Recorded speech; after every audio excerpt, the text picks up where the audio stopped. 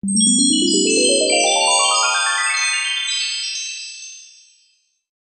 pot of water is boiling on the stove. After 12 minutes, the amount of water remaining is half of what it was at the beginning. So this is going to be using the half-life formula. So we could do, they want us to do f of x, and by they I mean me, I made this problem up.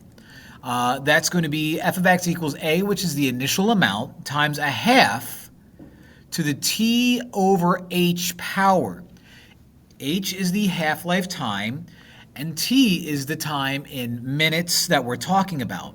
So write an equation to represent the amount of water remaining, f of x, after x minutes if you start with 120 ounces. No calculator needed for this one. That's just going to be f of x equals a, which is 120, your initial amount, times 1/2 for half-life, times t over the half-life number was 12, power. So that's how you do A. B, how much water will remain after 30 minutes? So what I need to do is I need to run to my calculator and find out this. I need to find out what happens when I plug in 30. So f of 30 is going to be 120 times 1/2 to the 30 over 12 power. So let's run to our calculator and find out what that value is.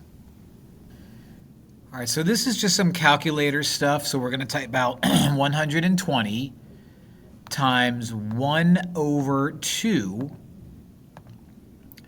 to the, now whenever you do an exponent, make sure you have 30 divided by 12 up in that exponent area. Don't move out of it. All right, you hit enter and no way. 21.213. All right, so that was 21.213 ounces would be remaining. That's how much total I have. All right, C is how long would it take until there's 30 or 28 ounces of water left in the pot? So f of x is now 28, and that's going to equal 120 times 1/2 t over 12. Now, I'm going to have to graph this because I don't know how to get that t out there. So I'm going to run to my calculator. I'm going to set y equals in my graphing calculator to u, and I'm going to set the other y equals to u and find out where they intersect. All right, so like I said, we're going to type out that equation, 120 times 1 over 2 to the t, or in our case, x, over 12 power. Now we're going to set that equal to 28. Now here's the thing, when I graph it, I'm not going to see the 28. In fact, I don't see either of them. So what I need to do is I need to go to my window and let's change my y max, because it's going to start kind of way up there. It starts at, I mean, I only care where they intersect. So let's make it 40 because it intersects at 28, kind of gives me like a nice little cushion. And let's see if that's enough if I set my y max to 40. No. So it's they're going to intersect like way out here somewhere. So let's change my x max, wrong button. Let's change my x max to, I don't know, 40 as well and see if that works. Hey. So I care about where they intersect.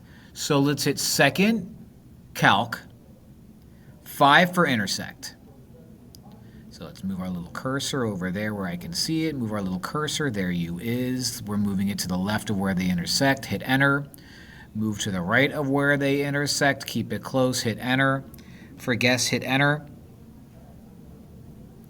And it's telling us that at 5.1944, 5.1944 is how long it's going to take. Why did I say 5? 25.1944.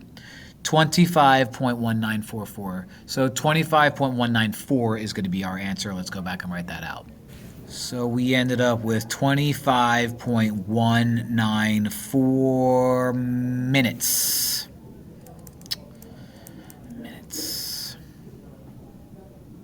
And that's how you do that one.